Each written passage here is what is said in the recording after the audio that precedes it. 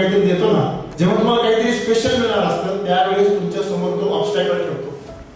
एक वेळ अशी होती की दिवाळीला सरळ 1 रुपया पुजण्यासाठी नव्हता माझ्याकडे, की प्रत्येकाच्या जीवनामध्ये सेटबॅक येत असतो. त्यावेळेस तुम्ही कसं प्रकृतीला सामोरं जाता हे फार महत्वाचं. तो दिवस आहे आणि आजचा दिवस आहे, त्या घडण्यामध्ये खरं सक्सेस होतं आपल्याला. आज मी जी काय आहे त्याच्यामध्ये सक्सेस नाहीये. मग 2013 साली असं घडलं, 12 वर्षामध्ये 13 लाख रुपये खर्च झाला आणि 14 लाख रुपये कमवले. 1 लाख रुपये शिल्लक राहिली ती त्या गाडीमध्ये होते जी माझ्याकडे होती त्यावेळेस. त्या दिवशी ठरवलं की पैशासाठी काम करायचं नाही, आता इथून पुढे पैसा कमवायचा नाही. मग काय करायचं, आपली नोकरी करायची, घरी शेती करायची आणि फक्त आपला आनंद वाटतो म्हणून लोकांचं मार्गदर्शन करायचे, सेवा करायची. आणि तो दिवस आहे आजचा दिवस आहे मित्रांनो. मागं वळून बघितलं नाही, पैशाने माझी पाठ सोडली. पैसाचं झाड आहे, त्याच्या खाली खत कोणतं आहे सांगा मित्रांनो. जीवन फार सोपं आहे, फक्त गंमत कुठे आहे माहिती का, की आम्ही अगोदरच काहीतरी ठरवून बसलेलो आहे. लहानपणामध्ये आपल्यामध्ये काय बनले, काहीच नाही, फक्त खेळणं बदललं. आपण जसं म्हणतो लहान मुलाच्या वेळेस भातुकलीचा खेळ खेळतात, त्यांचं ती सिरियसनेस बघून काय येतो, हसू येतं. का बरं सर, काही वेळाने ते मुलं परत विसरून जातात, परत तोच खेळ खेळतात. फक्त ते बाहुल्यांबरोबर खेळताना आपण आपल्या बरोबर खेळतो. आमचं काय दुखतो, आम्ही दुखतो, आमचं अंतःकरण दुखतं, आमचं जीवन दुखतं की मन दुखतं. खरं सांग, मृत्यूचा सामना आनंदाने करणारा माणूस नाही या पृथ्वीवर. आपल्या आयुष्यामध्ये कुठलेही ध्येय गाठताना आपल्या परतीचा मार्ग बंद करून टाकायचा. तुमचा हेतू जर प्रांजळ आहे आणि खरा खुरा आहे तर तुमचं जे काम आहे ते ब्रह्मांडी टाळी असते. लोकांना असं विचित्र शिकवलंय काय का चुकीच्याच मार्गाने पैसा मिळतो. मला मोठा लक्ष पाहिजे असेल ना तर तुम्ही इमानदारीच्या मार्गाने जा, थोडा उशिरा येईल पण एवढा येईल की तुम्ही मोजू शकणार नाही.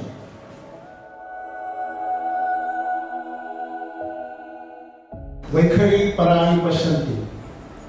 तुम्ही कुठल्या स्वरामध्ये बोलता, तुम्ही ज्या स्वरामध्ये बोलणार तिथे तुमचं आघात होतं.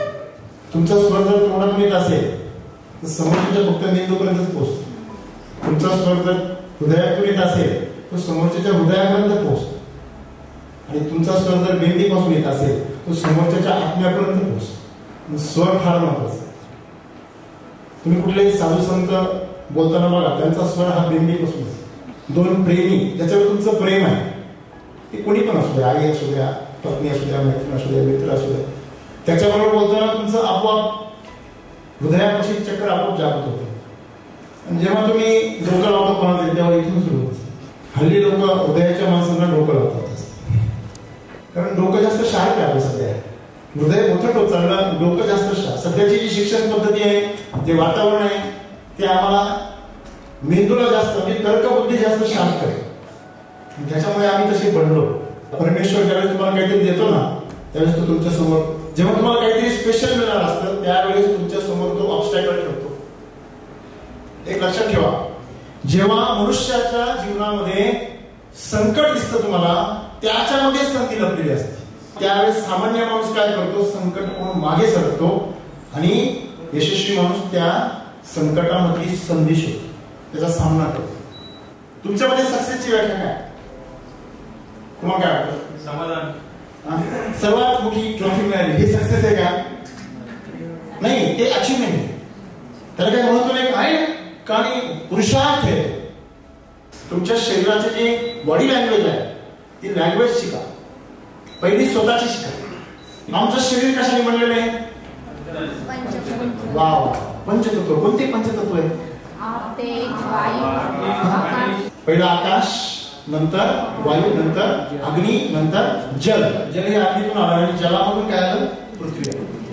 म्हणजे माती सगळ्या शेवटी येते. आता ह्या सगळ्या पंचतत्वापासून आम्ही बनलो. बरं, आमच्या शरीरामध्ये पाणी किती टक्के आहे?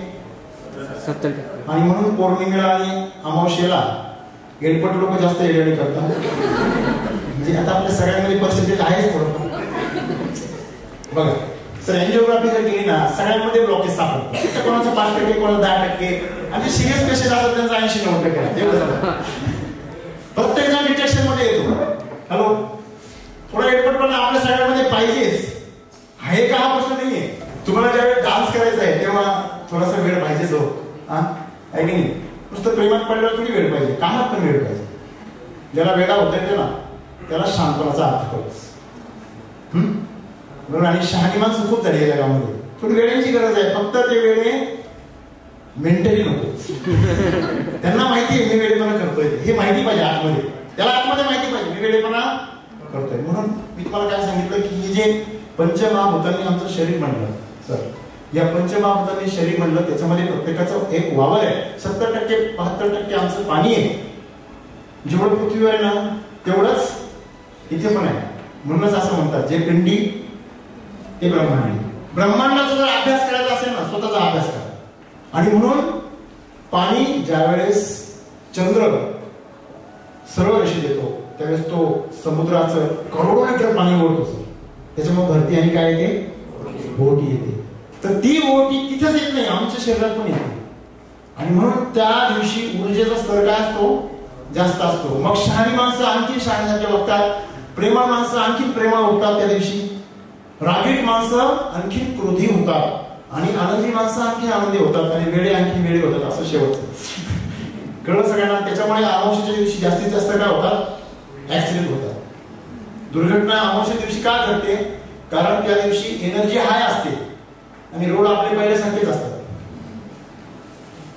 थोडा एक्सिडेंट जास्त दाबला जातो, ब्रेन जास्त तेज चालतो आणि म्हणून दुर्घटना घडतात. लक्षात ठेवा. मी हे तुम्हाला का सांगतोय स्वतःला ओळखा पहिले. तुम्ही स्वतःला जर ओळखलं ना तर सगळं जग तुम्ही ओळखा. जगाच्या पलीकडेही काहीतरी शक्ती आहे जे आमच्या आकलनाच्या पलीकडे ती आम्ही शिकलो पाहिजे. प्रत्येक माणसामध्ये अपरिमित शक्ती आहे. तुमच्या आतमध्ये जी क्षमता आहे ती भयंकर आहे. पण आम्ही काय करतो बाहेरच्या जगातून काहीतरी गोष्टी शिकतो आणि तसं जगायला पाहिजे.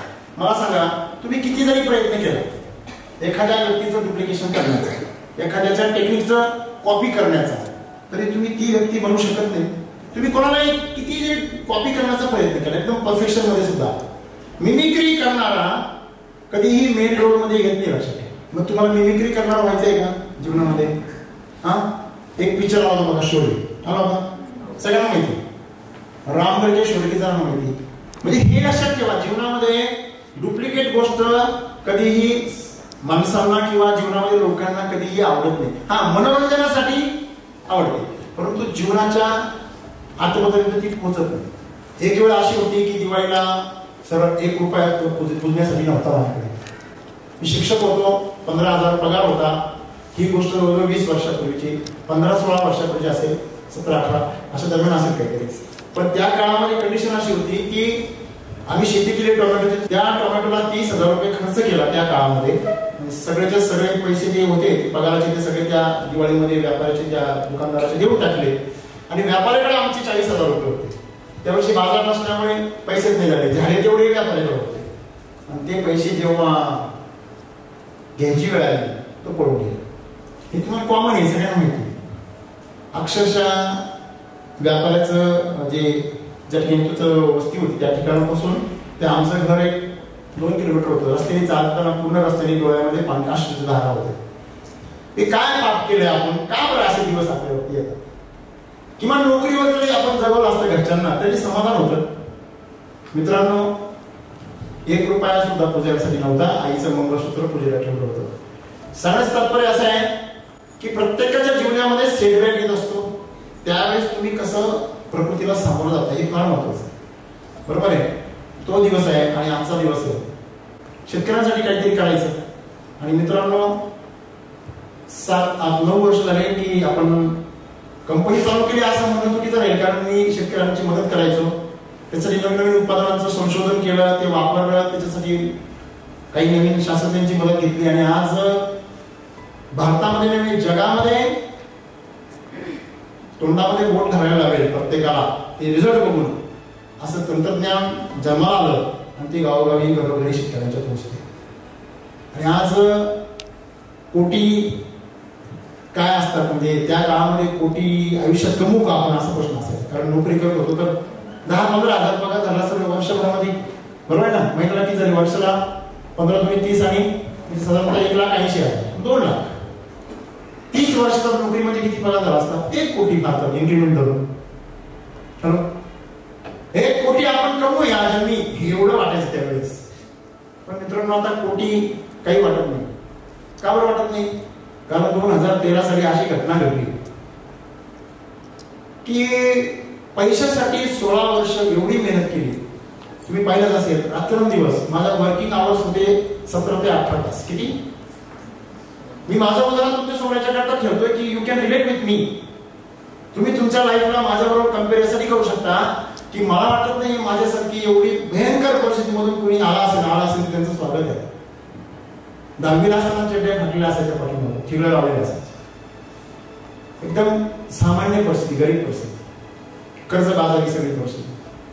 तुम्हाला मी काय सांगितलं की अशा कंडिशन मध्ये 17, 18 तास काम करून कष्ट आजही करतो. थोडा स्तर बदलला. आता माझी काळजी घेण्याची संख्या वाढली. त्यावेळेस मीच माझी काळजी घेतो, बरोबर आहे, पण वेळ लागल्यासारखं काम करायचं. अशा प्रकारे प्रवास जेव्हा केला पुढे जीवनामध्ये, 17, 18 तास मेहनत केली. कधी अन्न नाही, कधी पाणी नाही, आणि जेवण करायला घरीच यायचं कारण आई जागे असते. रात्री 1 वाजता. दररोज माझं रुटीन असं होतं की सकाळी 5 वाजता सुरू झालेला दिवस 8, 8:30 वाजेपर्यंत शेतामध्ये, आणि तिथून पुढे शाळेमध्ये 9 ते 5 वाजेपासून रात्री 11 वाजेपर्यंत शेतकऱ्याच्या बांधावर, आणि रात्री 11 ते 1 प्रवास, आणि 1 वाजता घरी. असं रुटीन होतं पूर्ण 10-15 वर्षाचं. आणि आमचं गाव जर पाहिलं तुम्ही, चारही बाजूनी 22 किलोमीटर डोंगर आहे. कुठल्याही बाजूने 22 किलोमीटर लांब जातो मला डोंगर भेटते. मोटरसायकलवर यायचे, 11 वर्ष मोटरसायकलवर प्रवास केला त्या रस्त्याने रात्रीचा. कित्येक वेळा माझ्या बरोबर तरच फिरायचं. वाघ अनेक वेळा भेटला असेल, आमच्याकडे वाघ पण भरपूर आहे. पण म्हणतात ना, डर के आगे जीत आहे. मित्रांनो, भीती वाटायची, पण मी हा पण विचार करायचो, आजपर्यंत काय वाघाने कोणाला धरले नाही, आपल्याला पहिल्यांदा काय धरायचो. आपण तर एवढं काही वाईट नाहीये की त्यांनी आपलं धरावं. मित्रांनो, ही अशा प्रकारची जीवनशैली जगून जेव्हा 2013 सालापर्यंत प्रवास केला, 12 वर्षामध्ये 13 लाख रुपये पेट्रोल डिझेल सगळं गाडीला खर्च झाला माझा. मला स्वतःचा काही खर्च नाही, कारण चहा पाणी ते काय, चहाची पण सवय नाही मला एकच सवय, शेतकऱ्याला काहीतरी मदत करता येईल आपल्याला, तेवढीच सवय, बाकी दुसरं काही नाही. म्हणजे दिवसभरामध्ये फक्त आणि फक्त प्रवास आणि फक्त वेळ. मग हे सगळं जे घडत होतं त्या घडण्यामध्ये खरं सक्सेस होतं आपल्याला. आज मी जी काय आहे त्याच्यात मी सक्सेस नाहीये. मग 2013 साली असं घडलं, 12 वर्षामध्ये 13 लाख रुपये खर्च झाला आणि 14 लाख रुपये कमवले. 1 लाख रुपये शिल्लक राहिले, ती त्या गाडीमध्ये होते जी माझ्याकडे होती त्यावेळेस. सेकंड हँड फिएस्टा घेतली होती आणि ती पण गळत होती त्या कशासाठी. मित्रांनो, त्या दिवशी ठरवलं की पैशासाठी काम करायचं नाही, आता इथून पुढे पैसा कमवायचा नाही. मग काय करायचं, आपली नोकरी करायची, घरी शेती करायची, आणि फक्त आपला आनंद वाटतो म्हणून लोकांचं मार्गदर्शन करायचे, सेवा करायची. आणि तो दिवस आहे, आजचा दिवस आहे मित्रांनो. मागं वळून बघितलं नाही, पैशाने माझी पाठ सोडली नाही, हे लक्षात घ्या.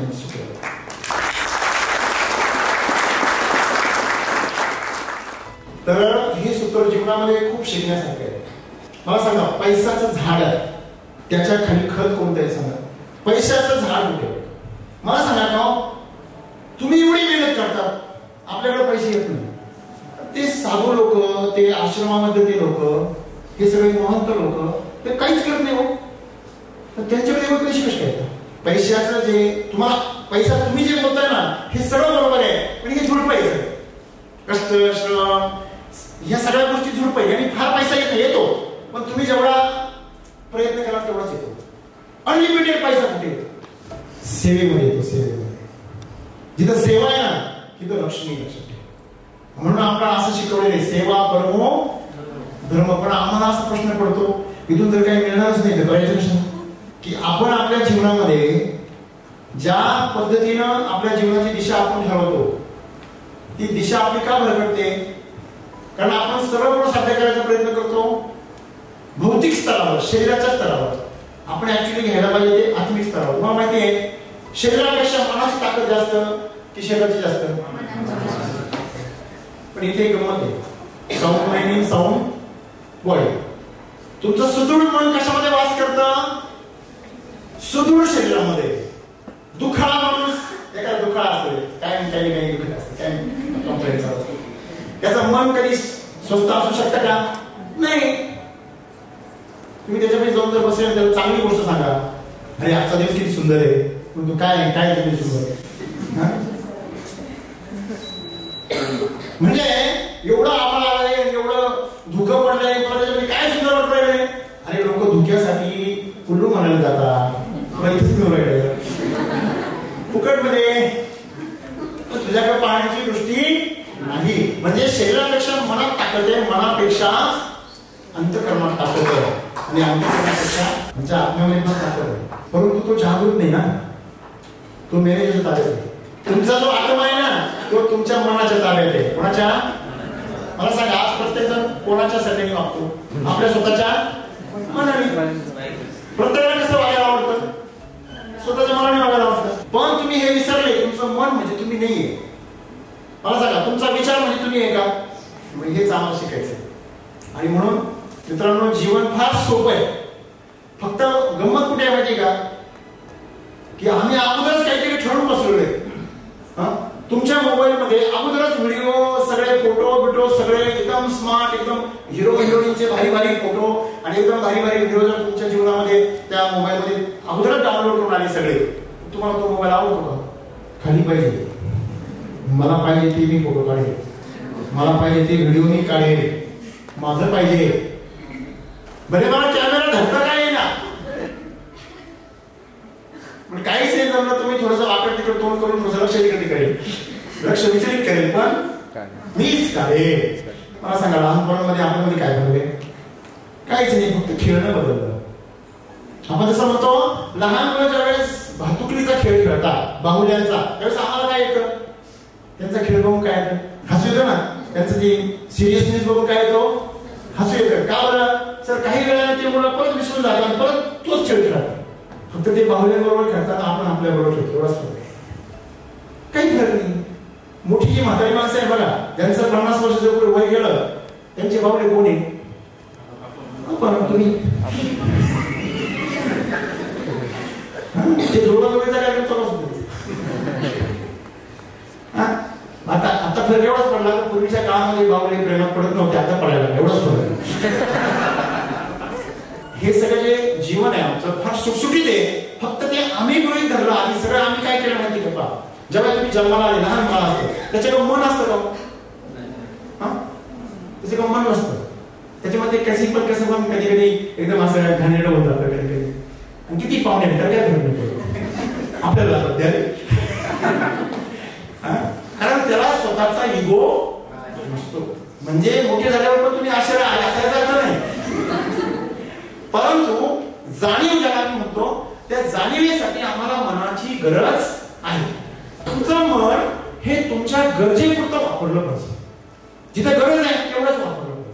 समाजासाठी मन वापरलं पाहिजे, स्वतःसाठी मनाची काही गरज नाही. लोक स्वतःसाठी मनाचा वापर करतात आणि म्हणून या मनाने सगळं आमचं जे बुद्धी आहे, आमचं जे कृती आहे, सगळी भ्रष्ट करून टाकली. आमचं काय दुखतो? आम्ही दुखतो, आमचं अंतःकरण दुखतं, आमचं जीवन दुखतं की मन दुखतं? खरं सांग. मन दुखतं. मित्रांनो, जो खर्च करतो ना त्याला देतो देव, लक्षात ठेवा. ही प्रकृती जो खर्च करतो ना त्याला देते, जो राखून ठेवतो ना त्याच्याकडून काढून घेते. ते प्रकृतीचा नियम लक्षात ठेवा. म्हणजे शरीर असो, पैसा असो, तुमचे कष्ट असो, मेहनत असो, शक्ती असो, काही पण असो, आपल्याकडे पैसा आहे, शक्ती आहे, सगळ्या गोष्टी तुम्ही जर राखून ठेवल्या ना, म्हणून असं म्हटलेलं आहे, देतो तो देव, राखतो तो राक्षस.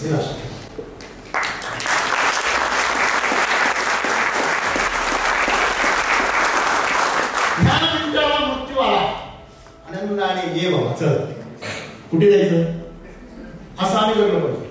तो पण चकित झाला पाहिजे, अरे मी चुकीच्या ठिकाणी नको काय. मृत्यूचा सामना आनंदाने करणारा माणूस नाही या पृथ्वीवर. जो आहे तो साधू संत योगी आहे. सिकंदर ज्यावेळेस भारतामध्ये आला ना सर, तेव्हा तो जगत जेता होता. आणि तो तिकडून येताना त्याच्या ग्रीक देशामध्ये त्याचे तिथले जे पंडित असतील त्यांनी सांगितलं होतं की भारतामध्ये गेल्यावर तू एक काम नक्की कर, तिथल्या साधू पुरुषांकडून अशी विद्या शिकून ये, त्यांना अमर होण्याची विद्या प्राप्त आहे. अमर होण्याची विद्या प्राप्त आहे ना. मग ज्यावेळेस भारतात आला त्याने सैनिक पाठवले, जा तुम्हाला जो साधू दिसेल कुठे ध्यान करताना त्याला घेऊन ये. सैनिक असते गेले. तुम्हाला माहिती आहे सिकंदराचं वय फार कमी होतं. 25व्या वर्षी त्यांनी हे सुरू केलं होतं, स्वारी सुरू केली होती जगावरती. अवघ्या 32व्या वर्षी गेला तो. हॅलो. आणि त्याच्या सैन्यामध्ये सगळे तरुण मुलं असायचे, सगळे यंग जनरेशन, म्हातारा बितारे असे विषय नाही, सगळे तापड स्वरूपाचे, जोश होश, काही गरज नाही. जिथे जायचं तिथे गेल्यावर सगळं आरमार जाळून टाकायचं. हॅलो. ज्या घोड्यांनी आला त्या घोड्या जाळून टाकायचं. हा बघा का बरं, परतीचा मार्ग बंद. हे असं करता आलं पाहिजे तुम्हाला स्वतःच्या बाबतीमध्ये. आपल्या आयुष्यामध्ये कुठलेही ध्येय गाठताना आपल्या परतीचा मार्ग बंद करून टाकायचा, तरच तुम्ही जीवनामध्ये काही सक्सेस मिळवा, नात्यामध्ये, जीवनामध्ये तरच मिळवा. आणि मग परतीचा मार्ग बंद केला आणि मग तो जगत जिंकला. बरोबर आहे. पुढे आला, जगात ते सैन्य तिथे आल्या, त्या एक सावकारांना भेटले नदीच्याकडे किनाऱ्यावरती, नग्न होते आणि मस्त मस्तीमध्ये बसलेले होते. हे गेले, हे साधू चल तुझे बुलाय. तर साधूच तो नंगा फकीर, त्याच्याकडे गमवण्यासारखं काय, त्यांनी यांच्याकडे पाहिलं सुद्धा नाही. यांना राग आला, त्यांना तलवार लावली गेल्यावरती. बोल. तो हल्ला पण हे हरवले. अरे पहिल्यांदा असा माणूस पाहिला त्याच्या चेहऱ्यावर मृत्यूचं खौफ, भीती नाही. काही माणसं असे नुसता काटा म्हणत असं, काटा लांबच आहे, नुसता काटा म्हणलोय तरी असं, मृत्यूची भीतीच आहे ना. फार घाबरता माणसं. या जगामध्ये सर्वात मोठं दुःख कशाचं आहे, दुसऱ्याचा झाला तरी ना आपला झाला तरी. तर ज्या वेळेस ती तलवार पाहिली, हे घाबरले. आहे यांना घाबरणार नाही. जेव्हा तुम्ही घाबरत नाही ना, तेव्हा तो प्राणी का असेल समोरचा, तो मागे सरतो. लक्षात ठेवा. तुमच्या मनामध्ये आधी तुम्ही मारता आणि मग प्रत्यक्षात मारता, हे लक्षात ठेवा. तुम्ही आधी स्वतः हालता मनात आणि मग नंतर प्रत्यक्षात हालता. त्यांनी सांगितलं, तुम्हाला राजा को इधर बोला, आदेश दिला, तुम्हें आना पड़ेगा, ये तो तेरी गर्दन उड़ा दूंगा, तुम मेरे शरीर को मार सकते हैं, मुझे नहीं मार सकते. चमकले ते. मित्रांनो हे लक्षात ठेवा. मी तुम्हाला काय सांगितलं, मरणाची भीती अशी कोणाला नाही राहत. ज्याने मृत्यूला मारलं, आता मृत्यूला कसं मारणार, साधी सिंपल गोष्ट आहे. मला सांगा, आपल्याला भीती का वाटते. आपला अपेक्षा आहे ना, लग्न होईल, त्यांचं नाही झालं त्याचं म्हणतो. नंतर ज्यांचं झालंय त्यांना काय वाटतं, तिने आता गाडी घेऊ, बंगला घेऊ, जरा काय घेऊ मस्तपैकी. आणि अपेक्षा आहे, या अपेक्षा अपूर्ण राहील म्हणून भीती वाटते. खरे कुठे फक्त अपेक्षा आहे, आपल्याला कामना आहे. मनामध्ये कामना आहे, शरीरामध्ये वासना आहे. शरीराला वासना असते, मनाला काय असते, कामना असते. कामना म्हणजे इच्छा. आणि या दोघांच्याच चक्रव्यूहामध्ये आपण दिवसभर गोल फिरत असतो आणि त्यातूनच प्रेरणा घेत असतो. बघा लक्षात घ्या, तुम्हाला प्रेरणा ही जोपर्यंत सुखासाठी दुःखासाठी आहे तोपर्यंत तुम्ही जीवनामध्ये कधीच समाधानी नाही होणार. सुख आणि दुःख हे मायाजाळ आहे. सुख आपण कशाला म्हणतो, ज्याला जी डिश आवडते ते खायला भेटलं त्याला काय वाटतं, सुख वाटतं. दुसऱ्या जगामध्ये काय खाते त्याला याला दुःख वाटतं, पाहून दुःख वाटतं, म्हणजे तो खातो. मला सांगायचं काय माहिती का, सुख जे आहे हे आमच्या कल्पनेत आहे, प्रत्यक्षात जर तुम्हाला सुख वाटतं म्हणजे एखाद्याला गोड पदार्थ आवडतो, खूप आवडतो सर, एखाद्याला मसालेदार पदार्थ आवडतो, परंतु जेव्हा त्या गोड आवडण्याला डायबिटीज होतो ना, डॉक्टर म्हणतो तू मरशील. म्हणजे शेवट त्यावेळेस हा म्हणतो नाही ते बेकार आहे गोड पदार्थ, आपलं चालतंय. अरे हा मागच्या वेळेस हा वेळा तुझ्यासाठी मसाला खाणारा जर अल्सर झाला ना, डॉक्टर म्हणतात काय की तू जर परत जर खाला ना मसालेदार तिखट तर तुझा आजार काढून ऑपरेशनला पाठवावं लागेल अमेरिकेमध्ये. स्वतःला जोपर्यंत आपण ते त्रास देत नाही, नुकसान करत नाही, तोपर्यंत ते सुख वाटतं. नुकसान द्यायला काय म्हणजेच दुःख होतं. म्हणजे सुख आणि दुःख हे मानण्यावर आहे. मग असली चीज काय. एकदा असं एक माणूस बसला होता एका आमराईमध्ये बसलेला होता, मस्त झोपत होता. आपल्यासारखा माणूस तिथे गेला, म्हटलं साहेब आमच्याकडे लोन आहे. तो हा ठीक आहे. मग हो तुम्ही जर लोन काढलं तर ह्या आंब्यावरती जे रस निघतो त्याची फॅक्टरी तयार कराल, त्याची प्रोसेसिंग मध्ये तुम्हाला अनुदान मिळेल आणि मग तुम्ही तो रस विकाल आणि भरपूर पैसे मिळतील. मग तो पडल्या उठला पण नाही. हे एक्साइटेड. 15-20 एकर आंबाई, मस्त आंबे लागलेले, हा मस्त डोळा भरतोय, हा घामाघाटी होऊन तिथे बसलाय. तो म्हणतो हा मग काय करायचं. तो म्हणे सर भरपूर पैसा तुम्ही बंगला बांधाल मस्त मोठा. तो म्हणे हा मग. तो म्हणे मग मोठी आलिशान गाडी घेऊ. आणि म्हणे मग मग काही थांबे ना. त्याने विचारलं अरे हे सगळं करून मला काय मिळेल. असं कोणी विचारलं त्या शेतकऱ्याला आराम मिळेल, समाधान मिळेल. तुला मी आता दुःखीच देऊ का. हेच आमच्या जीवनाचं दुःख आहे. तुमचा हेतू जर प्रांजळ आहे आणि खरा आहे तर तुमचं जे काम आहे ते ब्रह्मांडी चाळीस असते त्याची. हो एक लक्षात ठेवा. पोषण करून पोषण करा, शोषण करून पोषण करू नका. तुम्हाला एक सांगू, लोकांना असं विचित्र शिकवलंय काय का चुकीच्याच मार्गाने पैसा मिळतो. नाही, चुकीच्या मार्गाने मिळत नाही. मगाशी म्हटलं तुम्हाला मी कष्ट करून हे करून ते करून मिळतो पैसा. झुळूक मिळतात, छोटस काहीतरी झुळूक मिळतं. तुम्हाला मोठा लक्ष पाहिजे असेल ना तर तुम्ही इमानदारीच्या मार्गाने जा.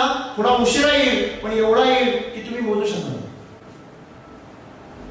त्याला थोडा वेळ लागतो, त्याला स्वतःची धार लावावी लागते. मग तेच काय करायचे आम्हाला.